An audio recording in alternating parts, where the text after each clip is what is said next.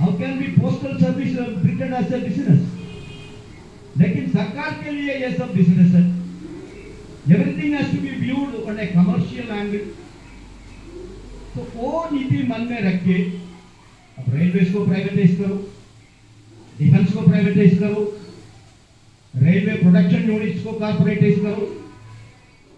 हमारा तो 41 ऑर्डिनेंस में 220 इयर्स पुराना है. इंडियन ऑर्डिनेंस फैक्ट्रीज 200 रेलवे से ही पुराना है. 220 इयर्स ओल्ड, 220 साल पुराना है. उस 41 ऑर्डिनेंस फैक्ट्रीज को पिछले 5 मिनिस्टर लोग ने रिटर्न में आश्वासन दिया, जॉर्ज फर्नांडिस से लेकर मनोहर पर्रिकर तक, हम ऑर्डिनेंस फैक्ट्रीज को कॉर्पोरेटाइज नहीं करेंगे. बिकॉज ऑर्डिनेंस फैक्ट्री एक कमर्शियल ऑर्गेनाइजेशन नहीं है. ऑर्डिनेंस फैक्ट्री हमारा आर्मी, नेवी, एयरफोर्स के लिए डिफेंस इक्विपमेंट बनाने का वो काम उनका है. तो इसलिए उसको कॉर्पोरेटाइज करने का कोई मतलब नहीं है. कारण इस फैक्ट्रीज में एक स्पेयर कैपेसिटी वार रिजर्व मेंटेन करना बहुत जरूरी है.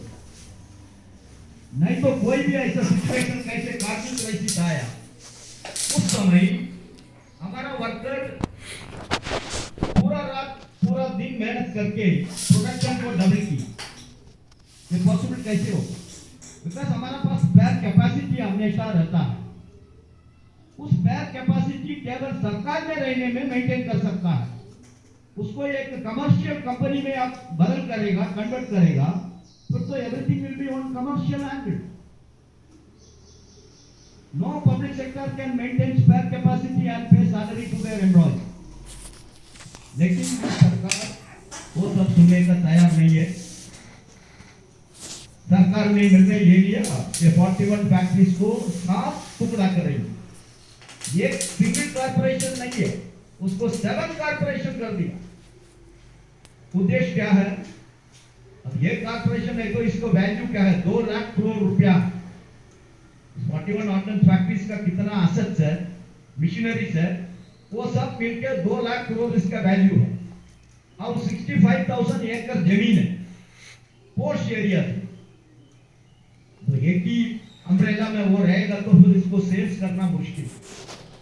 इसीलिए 7 टुकड़ा कर दिया. सेल्स करना उनके लिए इजी होता है. सरकार ने निर्णय ले लिया. अभी उसका खिलाफ में हम लोग आंदोलन में है. हम लोग ने अनिश्चितकाल हड़ताल जाने के लिए तैयारी में था. लेकिन सरकार एक तो एक इंडस्ट्रियल डिस्प्यूट है. ऑर्डिनेंस फैक्ट्री कॉर्पोरेटाइजेशन में रहेगा, सरकार में रहेगा. ऑर्डिनेंस फैक्ट्री का कर्मचारी बेसिकली केंद्र सरकार कर्मचारी है. आप कैसे सेंट्रल गवर्नमेंट एम्प्लॉइज है, हम लोग भी सेंट्रल गवर्नमेंट एम्प्लॉइज है. आर्टिकल 309 का अंदर हमारा भर्ती हुआ.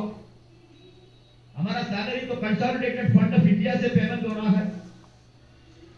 लेकिन ओवरनाइट हमारा सर्विस को बदल करके अब बोल रहा है आप कॉर्पोरेशन का कर्मचारी बनो. This is an industrial dispute. Industrial dispute कैसे डील करना है? आप नेगोशिएट करो, अग्रीमेंट करो. नहीं तो चीफ लेबर कमिश्नर के सामने तो कंसिलिएशन हुआ, उस कंसिलिएशन उन्होंने फेल कर दी. अब फेलियर के बाद उसको लेबर कोर्ट को रेफर करना है, सीजीआईटी को. वो भी नहीं किया, कुछ भी नहीं किया. कोई डेमोक्रेटिक नॉर्म्स को फॉलो नहीं किया, आईडी एक्ट को फॉलो नहीं किया. लेकिन सरकार ने डिक्लेयर कर दिया. अभी हम लोग हड़ताल में जा करके अचानक 30 जून को एक ऑर्डिनेंस प्रेसिडेंट का नाम पर प्रोमulgate किया, एसेंशियल डिफेंस सर्विस ऑर्डिनेंस. उसमें आप स्ट्राइक नहीं कर सकते. स्ट्राइक का डेफिनेशन ही बदल कर दिया. इवन आप ओटी, आपको ओवर टाइम में डाल रहा है मैनेजमेंट. 1 घंटा ओटी करो बाबा. आप बोलता है बस साहब आज हमारा बीवी का हेल्थ खराब है, उसको हॉस्पिटल को लेके जाना है, इसीलिए हम आज ओवर टाइम नहीं कर सकता है. उसका भी स्ट्राइक में जोड़ दिया. Even if you boycott overtime, even if you ask for an exemption from working overtime, वो भी एक स्ट्राइक है. तो आप स्ट्राइक करेगा तो पनिशमेंट क्या है? Dismissal from service without inquiry. सरकार कर्मचारी का प्रोटेक्शन है आर्टिकल 311 में. बिना कोई इंक्वायरी आपका ऊपर कोई मेजर एक्शन नहीं ले सकता. लेकिन इस कानून में, इस ऑर्डिनेंस में रखा है आपको बिना इंक्वायरी आपको डिसमिस कर सकता है। आप हड़ताल में पार्टिसिपेट किया, 1 साल आपको जेल है, 10,000 रुपया पनिशमेंट है। हड़ताल करने के लिए किसी को बोला, आपको 2 साल जेल है और 15,000 रुपया आपको फाइन है। आप हड़ताल का फेवर में 10 रुपया डोनेशन दिया, आपको भी 1 साल का जेल। ऐसा कानून देश का आजादी के बाद, अब ब्रिटिशर्स के जमाने में भी ऐसा कानून नहीं था इस देश में। ब्रिटिशर के जमाने में बहुत कानून था, वो भी ड्राकोनियन था, लेकिन इतना ड्राकोनियन कानून अब देश का आजादी के बाद फर्स्ट टाइम बना के रखा है।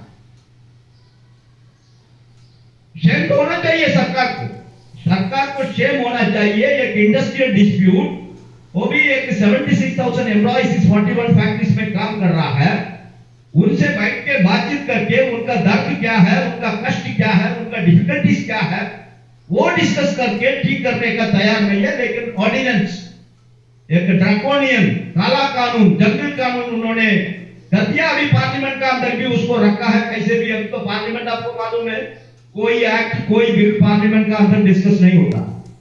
अपोजिशन कुछ अल्लाह गुल्ला करेगा, इन लोग इस बीच में सभी बिल पास करेंगे। यही तो हो रहा है। फार्मर्स का भी ऐसा ही हुआ, लेबर कोर्ट्स भी ऐसा ही हुआ, अभी ये 800 भी ऐसा ही हो रहा है। लेकिन हम लोग छोड़ता नहीं है, हम लोग उसके खिलाफ में लड़ाई में है, संघर्ष में है। कंटिन्यूअस लगातार सभी फैक्ट्रीज का गेट में एजिटेशन चल रहा है, लीगल एक्शन को भी हम लोग प्रयास कर रहा है। इस पूरा आंदोलन में, इस पूरा एजिटेशन में मुझे बहुत खुशी है। ऑल इंडिया रेलवे फेडरेशन को लेके इस देश का सभी सेंट्रल ट्रेड यूनियंस फेडरेशन हमको मदद कर रहा है। देश का पूरा वर्किंग क्लास एक हो चुका है। सरकार ने एक गलत कैलकुलेशन किया, हम ऐसा एक ऑर्डिनेंस डिक्लेयर करेगा, पूरा हड़ताल बंद हो जाएगा, डिफेंस कर्मचारी चुप बैठेगा। लेकिन वो तो काउंटर प्रोडक्टिव हो गया, वो तो सरकार का ऊपर ही बूमरैंग हो गया। अभी इस ऑर्डिनेंस का वजह से आप लोग लेके, रेलवे मेन लेके, रेलवे वुमन लेके, देश का पूरा वर्किंग क्लास अभी एक प्लेटफॉर्म में, एक मंच में आके इस कानून को विरोध कर रहा है, इस कानून का विरोध में संघर्ष कर रहा है। ऑर्डिनेंस फैक्ट्रीज का कॉर्पोरेटाइजेशन विड्रॉ करो करके लड़ाई में। तो सरकार का कैलकुलेशन तो मिसकैलकुलेट हो गया, सरकार का जजमेंट गलत हो गया। तो ऐसा परिस्थिति में आपको, इसलिए तो मिश्रा जी ने बोला आज डिफेंस कर्मचारी का ऊपर अटैक है, तो रेलवे मैन का ऊपर आएगा, रेलवे एम्प्लॉइज का ऊपर आएगा, पोस्टल एम्प्लॉइज का ऊपर आएगा। देश का कितना भी कर्मचारी है उनका ऊपर। Actually Mishra ji, if you see, उस कानून में आप भी आएगा। आपके लिए नया कानून की जरूरत नहीं है, आप विस्तार से उस ऑर्डिनेंस पढ़ेगा। डिफेंस के लिए कोई भी एक्टिविटीज कुछ भी कर रहा है वो सब इस कानून में आएगा। आप भी आएगा, रेलवे भी आएगा, हार्बर भी आएगा, पोर्ट भी आएगा, इलेक्ट्रिसिटी भी आएगा। कारण ऐसा वर्डिंग रखा है इस डिफेंस का सेवा में। तो बिना रेलवे डिफेंस का सेवा कैसे चलेगा? हम तो इक्विपमेंट्स बनाना है तो आप ही लेके जाता है उसको, यूनिट्स को। अब सोल्जर्स को आप ही कैरी करके लेके जाता है अलग अलग जगह में। इसलिए इनडायरेक्टली रेलवे को भी इस कानून का अंदर जोड़ दिया। तो ऐसा परिस्थिति में आप लोगों ने अच्छा निर्णय लिया। इस अधिवेशन में, आप एनुअल कन्वेंशन में उस काला कानून का खिलाफ में, उस ड्रैकोनियन एक्ट के खिलाफ में आप लोग प्रस्ताव इधर लेके आ रहा है। आपको all India defence employees federation की तरफ से हम बधाई देना चाहता हूं, आपको अभिनंदन देना चाहता हूं। हम आपको फिर दोबारा एक दफा अपील करना चाहता हूं, इस लड़ाई केवल 76,000 डिफेंस एम्प्लॉइज का लड़ाई नहीं, ये एक ट्रेड यूनियन का अधिकार। ट्रेड यूनियन का मतलब क्या है? ट्रेड यूनियन को मैनेजमेंट, कोई भी मैनेजमेंट, प्राइवेट हो, पब्लिक हो, सरकार हो, डरता क्यों है? आपका पास स्ट्राइक करने का अधिकार। हम हमारा लेबर आपको नहीं देंगे करके बोलने के लिए आपको अधिकार। उस अधिकार को छीन रहा है इस कानून से आपका उस तो प्रोटेस्ट करने का अधिकार है इनजस्टिस का खिलाफ में, that is being snatched away from you. So therefore, comrades, the time has come when you are holding this annual convention through virtual media. My only appeal is the entire central government employees, and you are the major contributor of that. And Misra ji is our convener of the National Joint Council of Action.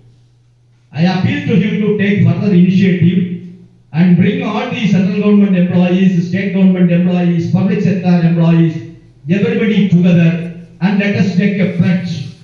We should fight against this draconian ordinance being promulgated by the government. We should fight against corporatization. We should fight against privatization. We should fight against all the anti-labor policies being adopted by this government. And let us all join together. Let us all fight together. And working class has never failed. And Indian working class will also win in this battle.